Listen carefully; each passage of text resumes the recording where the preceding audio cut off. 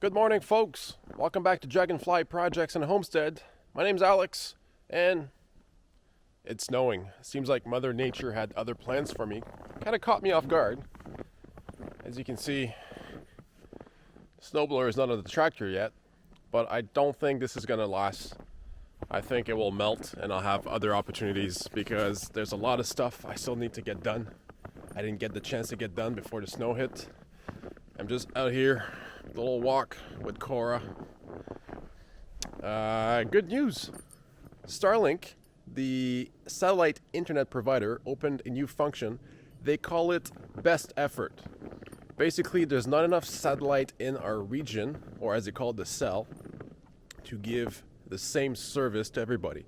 So they offered us the opportunity to sign up using our existing spot in the line. You pay for the full service, but if ever it gets too congested, your speeds as a best effort get slowed down. Now, I tried just for fun. I speed tested my internet connection from my phone. If you're familiar with internet speeds, the best I got was 2.5 megabits download and 0.05 megabits upload, which is extremely slow for 2022. Wow. I just can't get over how nice fresh snow looks in trees. So very, very, very slow speeds. And very slow speeds, and the connection's not that great. So if there's bad weather, if I'm in the basement, I get no connection because the signal length has a harder time getting through. Also, we have a metal roof, which likes to mess with the connection. So as you'll see, this video is about the Starlink setup and how I mounted it on the roof.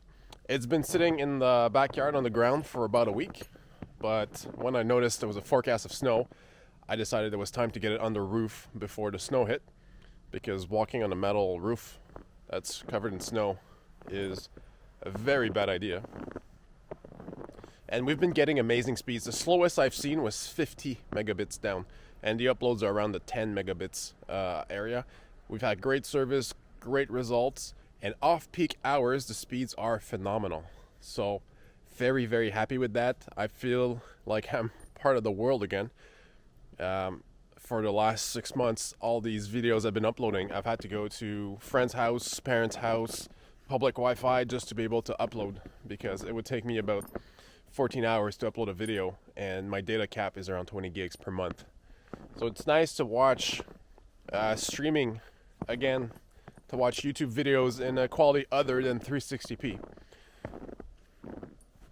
While I don't agree with everything that's going on in the world, I am very happy with the SpaceX Starlink offering, because it is one of our only offerings around here. There is another option that's like a Wi-Fi point-to-point option, but that requires a massive mast because I have to clear the trees because it's a point-to-point system. It's an expensive add-on, expensive install, and the speeds are a lot worse than what Starlink offers, and the price per month is the same. So I'm very happy with what I have so far. I mean, look at this. This is amazing. This is why I love Christmas and the Christmas tree farm. Let's go walk in the Christmas tree farm a bit. Obviously, continuity wise, you can tell that I've done this intro the day after I did the install, because in the footage there is absolutely no snow.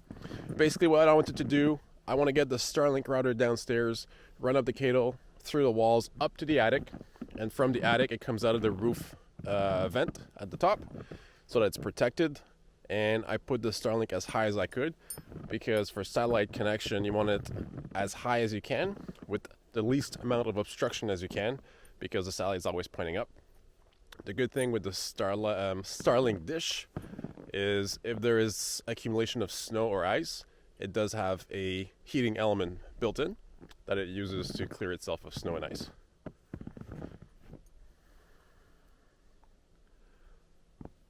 How amazing is this? Which now reminds me, I need to figure out what's going on with my burn permit application, because I still want to get rid of those piles and start to make room for next year.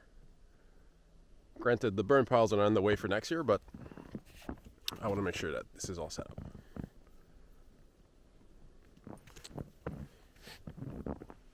All right. Cora's done her morning business. We're going to head back towards the house. I will cut in now some footage of me installing the Starlink. I don't really talk throughout. You'll see it's a very straightforward process. The downside that I didn't know about once I've ordered the dish is you have to buy additional mounts, whether you want to mount it on a wall, on a roof. There is a adapter you can use if you're using something like shingles, or you can tuck it underneath to keep the waterproofness of your install. Whether it's on top of a big metal pole, there's plenty of mounting options. The only thing I didn't know is you have to order them afterwards. So if you're also waiting for Starlink and you get your email saying you can go ahead and order, make sure that you buy at the same time, go to the shop, buy the mounting options that works best for your area. Oh, hi. Hi. You want some food? You want some food? Okay, go.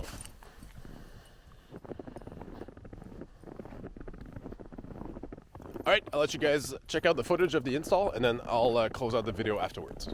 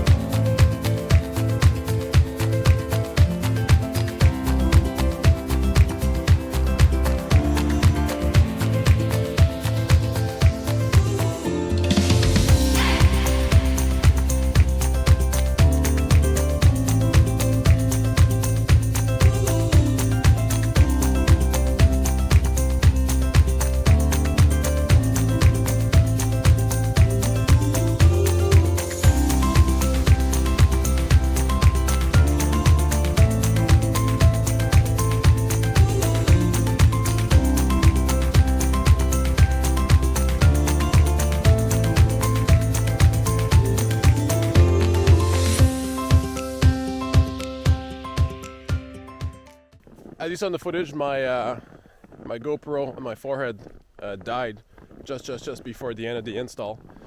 Basically, I went to the attic, I fished everything up, I got the hole drilled, I got the conduit going all the way down. So now if I want to fish another wire, it's easier because I have a conduit, so it's a lot more convenient also. Sorry I wasn't talking, explaining, and changing the angles much. My wife and daughter both caught COVID, and they're both very under the weather. So I was trying to rush this install to get it set up while my daughter was sleeping, so I could go back and take care of them. The other thing that happened is I didn't realize, but when I first placed the mount on the roof, it ended up being over top the soffit, or the thing that's hanging over the edge of my house, which I just realized once I went into the attic, I can't access it from the attic. So I decided to move it further in for easier access from the attic. Otherwise, I would have had to use a big ladder, climb on the side, remove some soffit to access it from underneath. It's just a big pain in the butt, and I didn't have the time to do that. I just recaulked and put a little piece of metal to close the holes I drilled. I don't see it being an issue, because if it does leak, it's just going to leak straight down into a piece of metal that's just going to drain. Obviously, I would have preferred not to drill extra holes, but such is life, and mistakes happen. You fix them as they come across. Hey, when you see me on the roof just looking out with my phone and twisting stuff, it's just a Starlink app that's asking you to scan the phone. It's like a little game where you're trying to collect all the balls, so as you're moving around, it's absorbing everything because you're scanning the sky. It's looking for obstructions. On the ground, I had about 15 to 20% obstructions from the trees. Now that I'm on the roof, I have absolutely zero obstruction, which is amazing. Connection's been great so far. It's only been 24 hours, but connections are working very, very well. Very satisfied with the connection. And if you're waiting for Starlink, I encourage you to be patient. It is worth it. So far, the best effort. I'm in a rural area, so I'm guessing my cell is not that busy, or the people in this area are not big consumers of data. Obviously, it's not fiber speeds like in the city, but going from no internet to internet after a year and a half of waiting is really, really, really nice. If you guys have any questions about Starlink, anything in general, shoot down a comment below. Otherwise, thank you so much for watching. Like and subscribe, and I'll see you guys in the next video. Take care.